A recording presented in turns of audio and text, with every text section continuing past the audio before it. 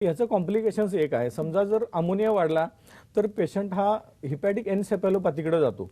म्हणजे तो बेशुद्धावस्थेमध्ये जातो, कोमामध्ये जातो आणि मृत्यू पावू शकतो.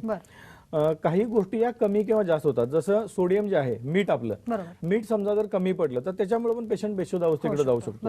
किंवा मिठाचं प्रमाण जर जास्त झालं तर पेशंटला पोटामध्ये आणि छातीमध्ये पाणी व्हायचं प्रमाण हे वाढतं. म्हणजे रिपीटेडली असायटिस आणि प्लुरल इफ्युजन हे व्हायला लागतं. हे त्याचे कॉम्प्लिकेशन्स आहेत. हिपॅटोरिनल सिंड्रोम मध्ये काय होतं की त्याची किडनी जी आहे ते फेल्युअरच्या दिशेने जाते. ह्यामध्ये काय होतं, लिव्हर सिरोसिसमध्ये पोर्टल हायपरटेन्शन नावाची एक गोष्ट घडते. पोर्टल व्हेनस सिस्टीम जी आहे लिव्हरमध्ये, त्याच्यामध्ये त्याचा जो रक्त आहे त्या रक्ताचा दाब वाढल्यामुळं त्याला म्हणायचं पोर्टल हायपरटेन्शन. आणि काय होतं त्याच्यामुळे की हिपॅटोरिनल सिंड्रोमकडे पेशंट नेला जातो, म्हणजे त्याची किडनी फेल्युअर होते. तर ह्या गोष्टींमधून पण आपण पेशंटला बाहेर काढतो. दुसरी गोष्ट, पोर्टल हायपरटेन्शनमुळं पेशंटला जे अन्ननलिका आहे, अन्ननलिका आणि त्याची संडासची जागा ॲनस या ठिकाणी रक्तवाहिन्यांमध्ये मोठ्या प्रमाणामध्ये सूज येते. आणि सूज आल्यामुळे काही वेळेला ब्लिडिंग होतं, सडन ब्लिडिंग होऊन रक्ताच्या उलट्या होऊन किंवा संडासद्वारे रक्त जाऊन पेशंटचा मृत्यू व्हायची शक्यता किंवा पेशंट अतिशय गंभीर स्वरूपाच्या आजारी पडण्याची शक्यता झालेली असते. तर ह्या सगळ्या गोष्टी आपल्याकडनं अवॉइड केल्या जातात. ही जी गोष्ट एक आहे म्हणजे इसोफेजियल व्हॅरायसिस म्हणतात त्याला, किंवा गॅस्ट्रिक व्हॅरायसिस. माझ्याकडे कोल्हापूरमध्ये पाटील नावाचे पेशंट होते अंडर ट्रीटमेंट, बरे झाले आमच्याकडनं. ते पूर्ण हिपॅटिक लिव्हर सिरोसिस त्यांना होतं. तर त्यांना काय व्हायचं की रिपीटेडली रक्ताच्या उलट्या व्हायच्या आणि त्यांना रिपीटेडली ऍडमिट केलं जायचं आणि इसोफेजियल व्हॅरायसिसचं बँडिंग केलं जायचं किंवा तो ग्लू इंजेक्ट केला जातो आणि ते तात्पुरतं बंद केलं जातं. तर त्या पाटलांची अशी अवस्था झालेली होती की त्यांना गिळायला यायचं बंद झालं. रिपीटेडली बँडिंग केल्यामुळे एकतर त्यांना सगळ्या बाकीचे लक्षणं तर होतीच, पोट फुगणं, पाय सुजणं, जेवण न जाणं, ताप येणं, कावीळ होणं, पण त्याच्याबरोबर त्यांना महत्वाचं हे लक्षण चालू झालं होतं की त्यांना जेवण जायचं बंद झालं. कारण बँडिंग केल्यामुळे जो अन्ननलिकेचा जो भाग आहे तो इतका सुजला की जेवण जायचं सुद्धा बंद झालं. आपल्या औषधानं मॅडम त्यांना एका आठवड्यामध्ये रिलीफ मिळाला आणि ते आज सगळं त्यांचं सामान्य लाईफ जगतात. त्याच्याबरोबर गिळणं पण त्यांचं चालू झालं विदिन 8 days. म्हणजे हे पण आपण करू शकतो. म्हणजे हे गोष्ट असं सांगते की होणारे जे साईड इफेक्ट आहेत, गिळणं बंद झालं हा त्याचा साईड इफेक्ट होता. कशाचा? इसोफेजियल व्हॅरायसिसच्या बाइंडिंगचा. तो साईड इफेक्ट आपल्या औषधानं काही दिवसामध्येच दूर झाला आणि पेशंटला गिळायला यायला लागलं. बरोबर. म्हणजे फार चांगल्या प्रकारे कमी कालावधीमध्ये आणि अतिशय इज, बरोबर, डिसीज मधून आपण इजला पेशंटला आणतो, साईड इफेक्ट आपण दूर करतो. तर आपण ज्या प्रकारे आशा मेटी यांचं उदाहरण पाहतोय, रुग्णाचा अनुभव तर आपण ऐकलाच आहे, परंतु नातेवाईकांना सुद्धा या खडतर प्रवासात कशा प्रकारे साथ द्यायची असते किंवा त्यांचाही अनुभव कसा असतो हेही आपण अधिक जाणून घेणार आहोत. इथे वेळ झाली एका छोट्याशा ब्रेकची.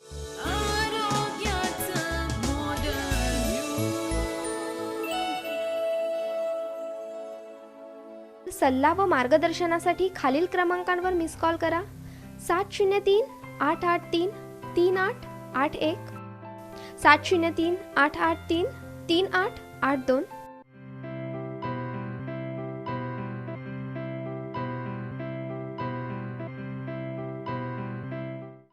समुपदेशन व मार्गदर्शनासाठी मॉडर्न होमिओपॅथीच्या खालील केंद्रांवर संपर्क साधा.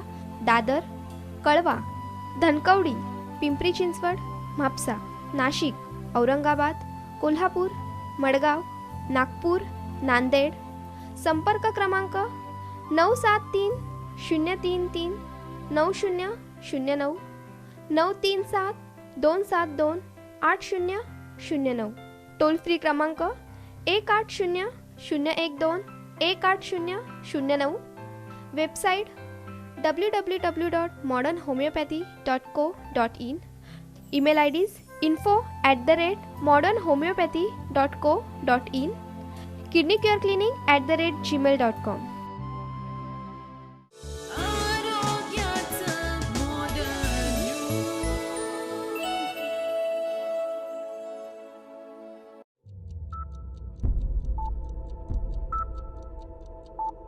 जन्म आणि मृत्यू या दोन बिंदूंमधील अंतर म्हणजे जीवन होय.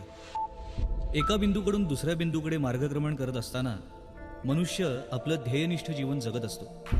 जीवनाच्या या प्रवासात आजाररूपी अडथळे निर्माण होतच असतात. हेच अडथळे दूर करून जीवनगती निर्धोक राखण्यासाठी आधार देतं मॉडर्न होमिओपॅथी. चला तर मग जाणून घेऊया मॉडर्न होमिओपॅथी.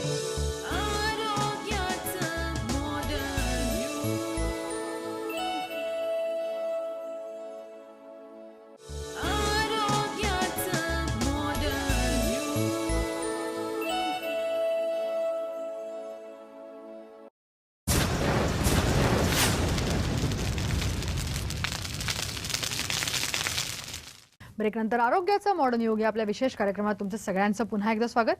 आपण लिव्हर सिरोसिस या दुर्धर आजाराबाबत चर्चा करतोय, डॉक्टरांकडून मार्गदर्शन करून घेतोय. परंतु ब्रेकवर जाण्यापूर्वी मी जसं म्हटलं होतं त्याचप्रमाणे सौ आशा मेटी यांचं आपण उदाहरण बघितलं. त्यांच्या नातेवाईकांचं काय मनोगत आहे ते आपण पुन्हा एकदा जाणून घेणार आहोत. नमस्कार, मी रमेश मेटी. माझी पत्नी आशा मेटी, हिला लिव्हरचा गेल्या 15 वर्षापूर्वी कावीळ झाली लिव्हरला.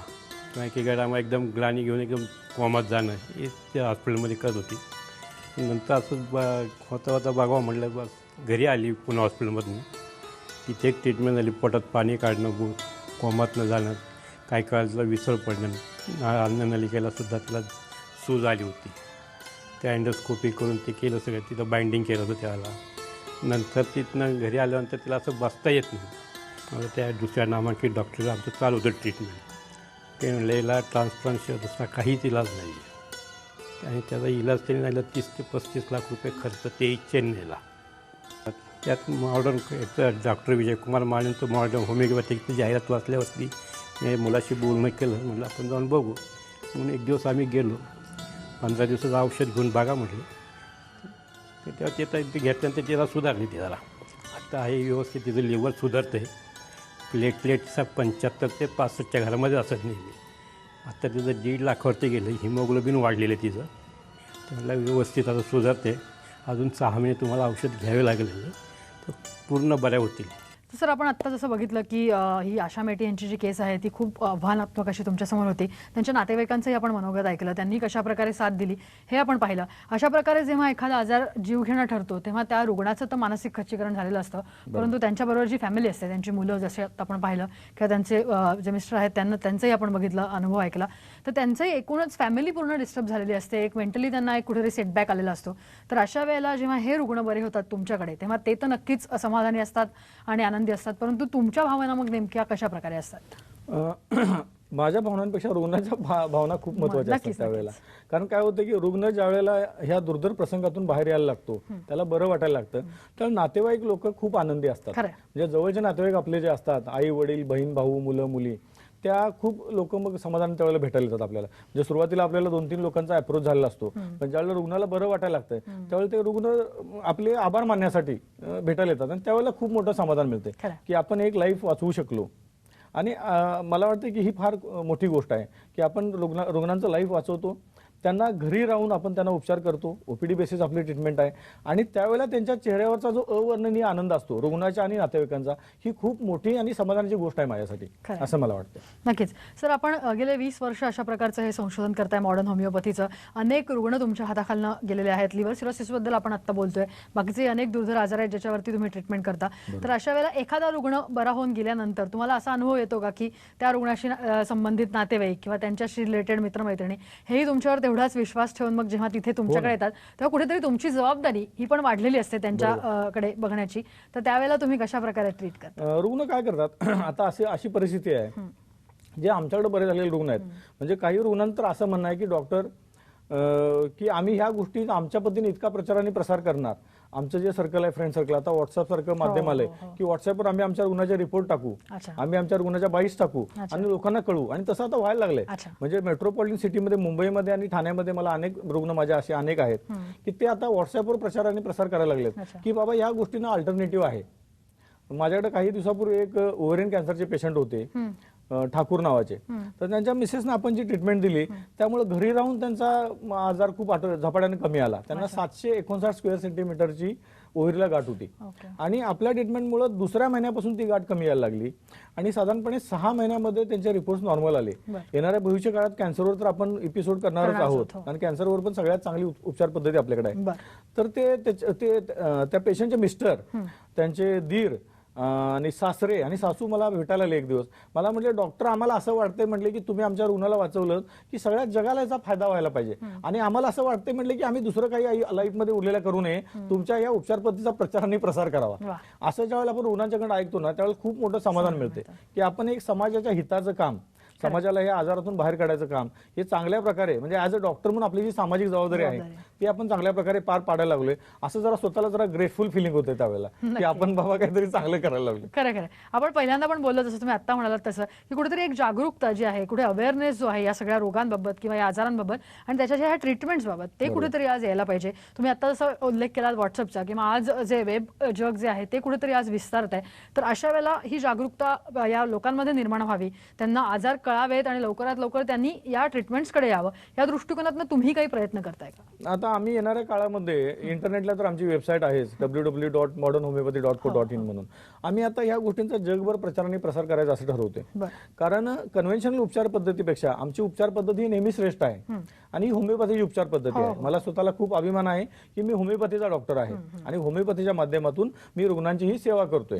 तर ह्या गोष्टींचा प्रचार आणि प्रसार व्हायला पाहिजे. काय होतंय की एक दुर्दैवाची गोष्ट आहे की लोकांना याविषयी अल्टरनेटिव्ह आहे, योग्य उपचार पद्धती आहे किंवा हे आजार बरं होऊ शकतात हे अजून पूर्णपणानं माहिती नाही.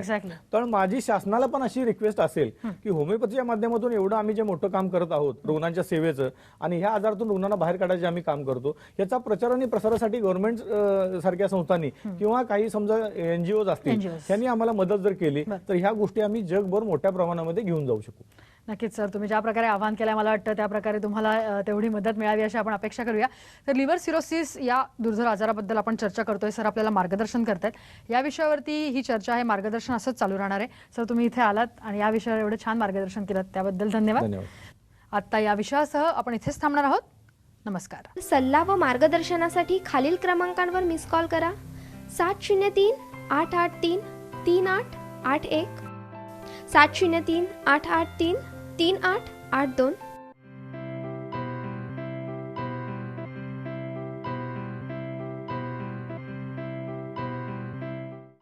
समुपदेशन व मार्गदर्शनासाठी मॉडर्न होमिओपॅथीच्या खालील केंद्रांवर संपर्क साधा.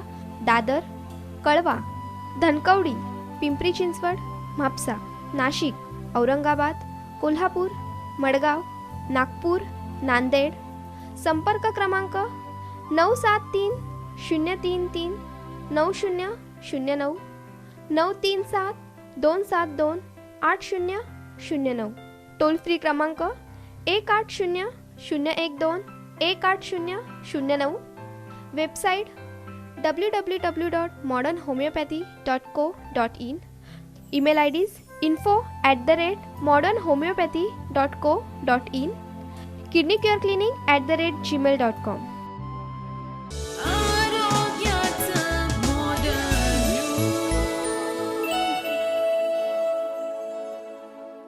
मॉडर्न होमिओपॅथीचे CEO डॉक्टर विजय कुमार माने आणि लिव्हर सिरोसिस दुयेसाचेर केल्ले मार्गदर्शन तुम्ही पळयले. तुमकां खंयच्याय गंभीर दुयेसा विशीं आनीकय म्हायती जाय जाल्यार टायप करात दुयेसाचें नांव आनी 56161 ह्या नंबराचेर SMS धाडात.